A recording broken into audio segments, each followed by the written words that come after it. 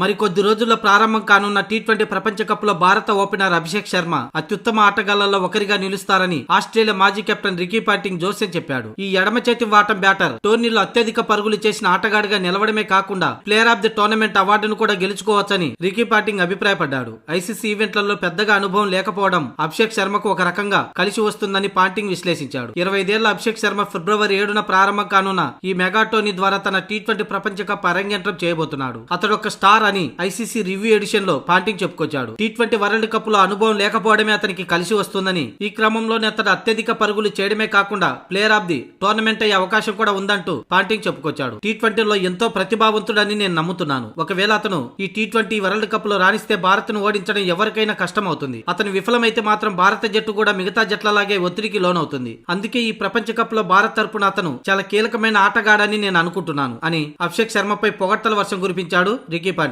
IPL ప్రారంభంలో అభిషేక్ శర్మతో కలిసి పనిచేసిన అనుభవంతో గ్లోబల్ స్టేజ్ పై అతను ఒత్తిడికి గురికాడని పాంటింగ్ ధీమా వ్యక్తం చేశాడు. నేను అతని మొదట ఐపీఎల్ కోచ్ ని, ఢిల్లీ క్యాపిటల్స్ తో తన అనుభవాన్ని పాంటింగ్ గుర్తు చేసుకున్నాడు. నా హయాంలోనే అతడు 17 ఏళ్ల వయసులో ఢిల్లీ తరపున అరంగేట్రం చేశాడు. మొదటి బంతినే బౌలర్ తలపై నుంచి క్లాసికల్ షాట్ తో బౌండరీ కొట్టి తన ప్రత్యేకతను చాటుకున్నాడు. అప్పుడే అతనిలోని ఏదో తెలియని అద్భుతమైన ప్రతిభ ఉందని నాకు అర్థమైందంటూ రికీ పాంటింగ్ చెప్పుకొచ్చాడు. కాగా 2018 అండర్-19 ప్రపంచ కప్ జట్టులో సభ్యుడైన అభిషేక్ శర్మ ఇప్పుడు తన మొదటి సీనియర్ టీ20 వరల్డ్ కప్ ఆడబోతున్నాడు. ఇటీవల న్యూజిలాండ్ తో జరిగిన 4 మ్యాచ్ల టీ20 సిరీస్ లో 152 పరుగులతో దుమ్ము రేపాడు. మూడో మ్యాచ్ లో కేవలం 14 బంతుల్లోనే అర్ధ సెంచరీ సాధించాడు. ఇక వరుసగా 2 సార్లు టీ20 ప్రపంచ కప్ గెలిచిన తొలి జట్టుగా చరిత్ర సృష్టించాలనే భారత ప్రయత్నంలో అభిషేక్ శర్మ కీలక పాత్ర పోషించనున్నాడు. గ్రూప్ ఏలో ఉన్న భారత్ ఈ నెల 7వ తేదీన అమెరికాతో తన తొలి మ్యాచ్ ఆడనుంది.